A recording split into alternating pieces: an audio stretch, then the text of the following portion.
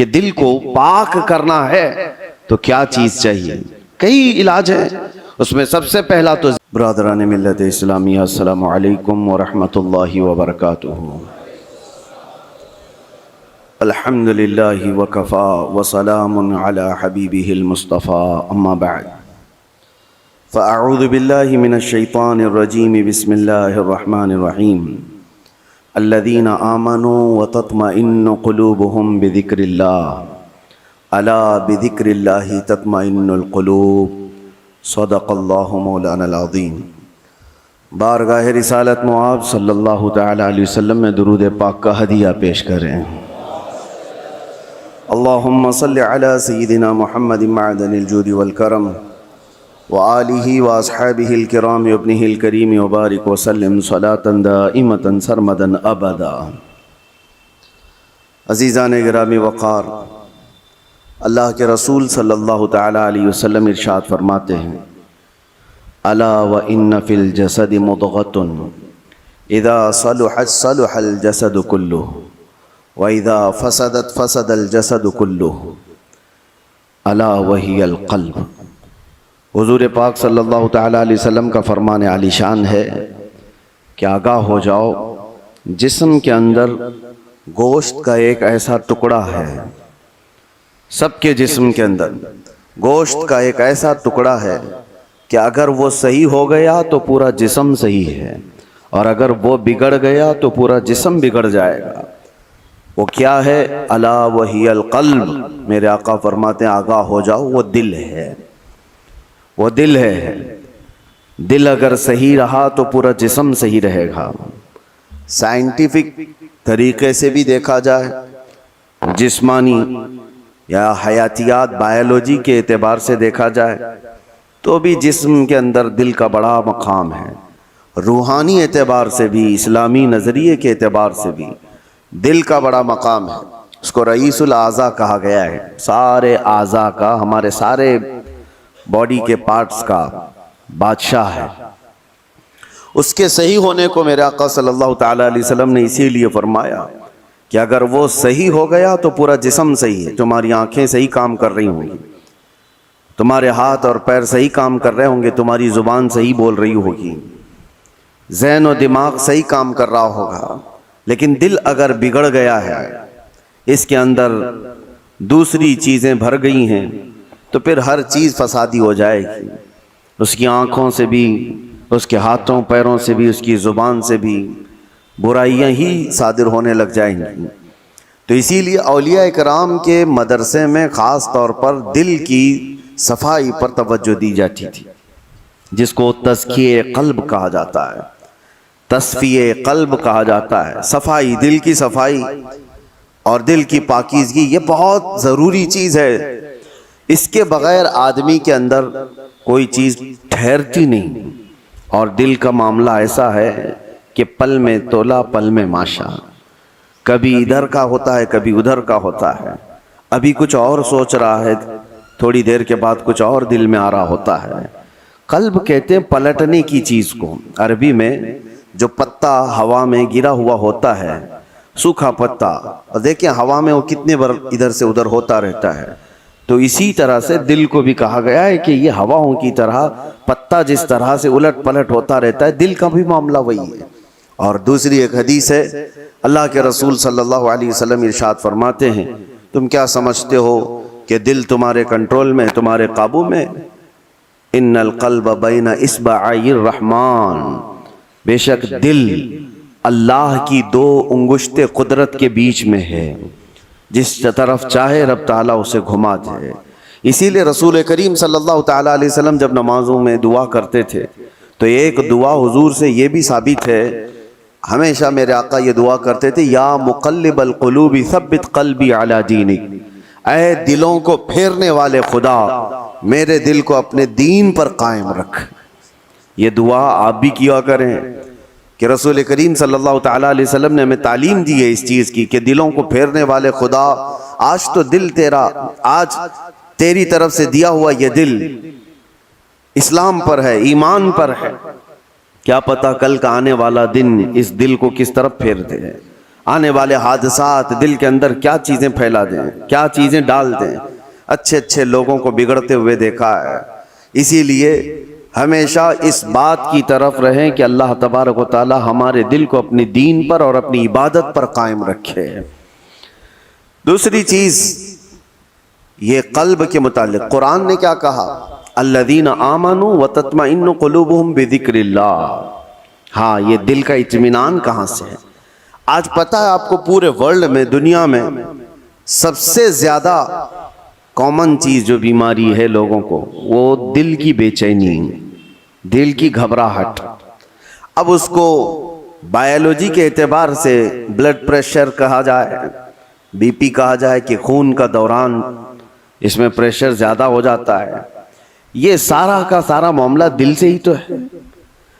उसको साइंसी नज़रिए से देखने वाले लोग अलग अलग तरीके से समझते हैं कि दिल के अंदर चिकनाहट ज़्यादा आ गई, खून में मोटापा आ गया है, ब्लड जो है वो थोड़ा सा थिक हो गया है, जिसकी वजह से दौरान खून कम हो गया और प्रेशर बढ़ता गया और बीपी आ गया, अटैक आ गया है, फला फला चीज़ें। इसको बायोलॉजी के एतबार से देखने वाले, लेकिन सूफिया इकराम फरमाते हैं जब जब गुनाह ज़्यादा होते हैं दिल के ऊपर दौरा बढ़ जाता है, दिल की बेचैनी और घबराहट बढ़ जाती है।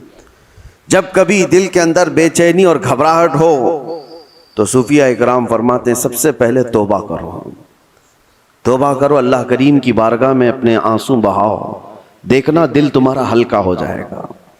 और कुरान क्या कहता है? कुरान ये कहता है जो ईमान वाले लोग हैं उनके दिलों का इत्मीनान अल्लाह के जिक्र से होता है। अला बिज़िक्रिल्लाहि तत्मइन्नुल क़ुलूब, आगाह हो जाओ, अल्लाह के जिक्र से दिलों को सुकून मिलता है।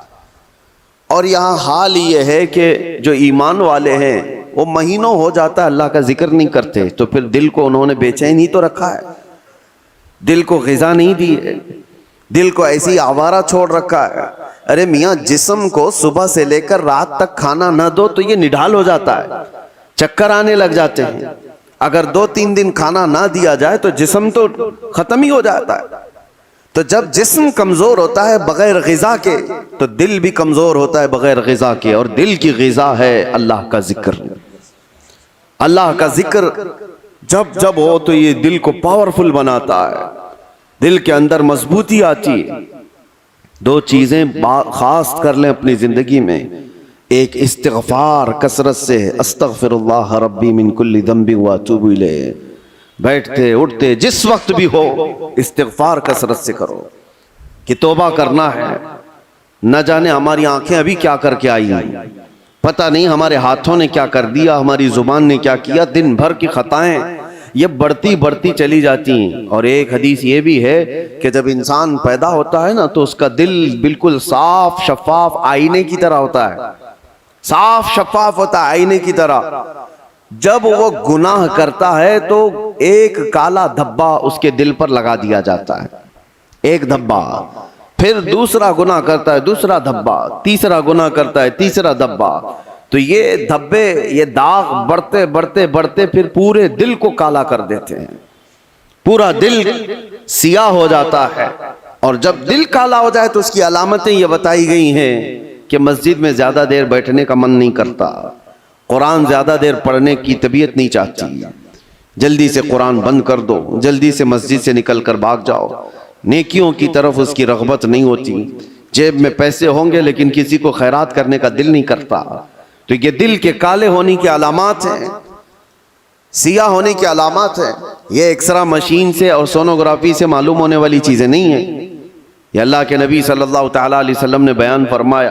अब उसके इलाज की तरफ हमें तवज्जो देनी है। आज दुनिया ने हमारे दिलों को अपने रंगीन गुनाहों से सियाह कर ही दिया है।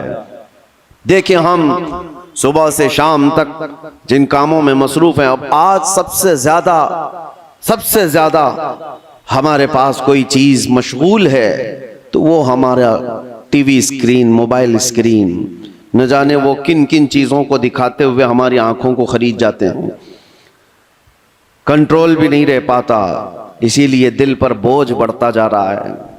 जिसको आप टेंशन कहते हैं, जिसको आप लोग डिप्रेशन कह रहे हैं, ये सिर्फ हादसात का या फिर दुनियावी किसी खसारे का टेंशन नहीं है, ये दिल का सियापन दिमाग पर बोझ बना देता है, भारी हो जाती है तबीयत। कुछ लोगों को घरों में तबीयत नहीं लगती कि बैठने का भी मन नहीं कर रहा, खाने का भी मन नहीं कर रहा, किसी से बात करने का भी मन नहीं कर रहा। ये बहुत अपर लेवल पर आ गई चीज कि उसकी दिल की बेकरारी बहुत बढ़ गई है, घबराहट बहुत ज्यादा बढ़ गई है।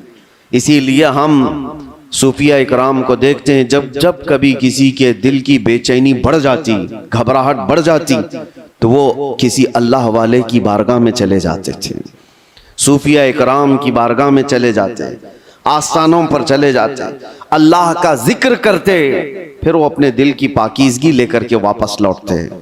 वजह क्या है? अब मैं इलाज की तरफ आता हूँ। जिक्र इलाही, अल्लाह के रसूल सल्लल्लाहु ताला अलैहि वसल्लम ने जो फरमाया उसको भी मैं आपके सामने रखता हूँ। पहले हम चल रहे हैं कि इस्लाम में हर चीज के पाक करने का तरीका बताया गया। कपड़े पर अगर नजासत लग गई तो पाक करने का तरीका है। नजासत, पेशाब, पखाना, किसी भी चीज की गलाजत लगी हो तो उसको पाक करने धुलने का तरीका है। कपड़े को 3 बार धो और 3 बार निचोड़ो, अच्छे से सुखाओ, कपड़ा पाक हो जाए। बर्तन में नजासत लग जाए तो उसके पाक करने का तरीका है। अगर पानी की बाल्टी में कोई नजासत गिर गई, उसको पाक करने का भी तरीका है। फिक़ह में सबके, कुएं में नजासत गिर गई, कुआं था उसमें चूहा गिर गया, बिल्ली गिर गई, बकरी, कुत्ता, जो भी जिस साइज का है उसके सबके मसले मौजूद हैं। कितने डोल पानी निकालने पर यह पानी पाक हो जाएगा। जमीन के पाक करने का भी तरीका है। जमीन पर अगर नजासत लगी, मिसाल के तौर पर किसी जानवर ने लीद कर दिया, गोबर कर दिया, अब नजासत तो लगी है, उसको पाक कैसे किया जाए?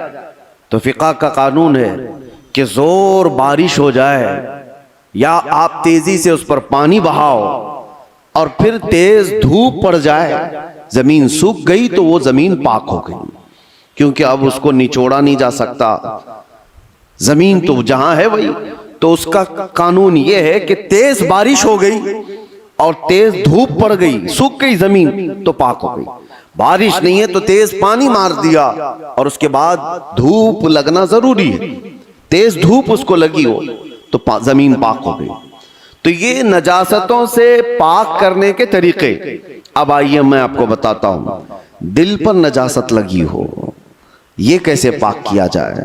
गुनाहों के धब्बे लगे हों, इसमें न जाने लालच, गीबत, कीना, बुग़्ज़, अदावत, न जाने क्या क्या चीजें भर गई हों, ये नजासत पाक करने का तरीका क्या है? मौलाना जलालुद्दीन रूमी मसनवी शरीफ के मुसन्निफ फरमाते हैं, दिल को पाक करने का तरीका वैसी ही है जैसे जमीन को पाक करने का तरीका है।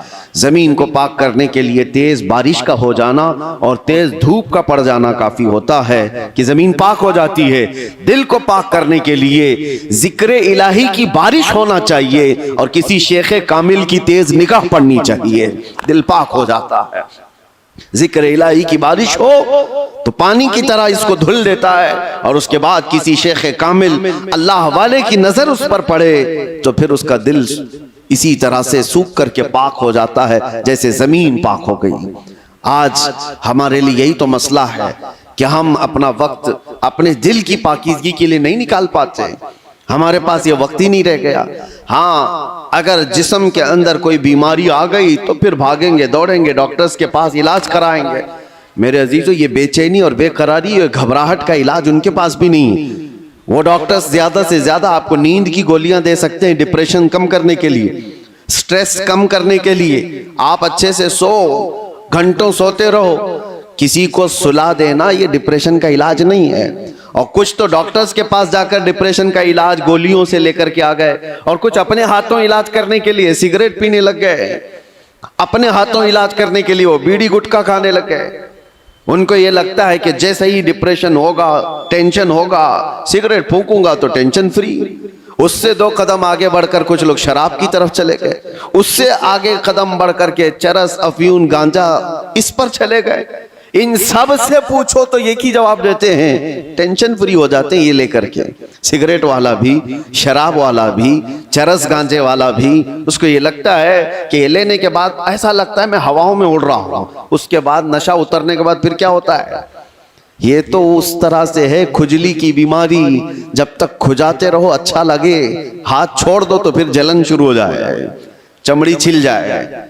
गुनाहों का यही मामला है, करने के वक्त थोड़ी सी लज्जत, लेकिन वो बड़े दाग धब्बे छोड़ जाते हैं, बेचैनी और बढ़ जाती है, घबराहट और बढ़ जाती है। मैंने तड़पते हुए लोगों को देखा है जिनको नशा नहीं दिया गया, जो नशा के एडिक्ट थे, उनको अगर अचानक रोक दिया गया तो फिर वो हाथ पांव ऐसे मारते हैं कि उनके हाथ में चाकू आ जाए तो किसी को मार भी डालें, उनके पास जो कुछ भी आ जाए वो सामने वाले को कत्ल भी कर दें अपने नशा के लिए। वजह क्या है? दिल को इतना बेचैन और बेकरार कर दिया उन्होंने दुनियावी ये गलाजतों से इलाज करने के चक्कर में कि वो दिल की बेचैनी हाई लेवल पर बढ़ गई। दिल की बेचैनी और बेकरारी नशा से सही नहीं होती, दिल अल्लाह का बनाया हुआ है, ये रहमान का बनाया हुआ है, इलाज भी उसी के जिक्र से मुमकिन है। अल्लाह ही के नाम से ये दिल को सुकून मिलता है।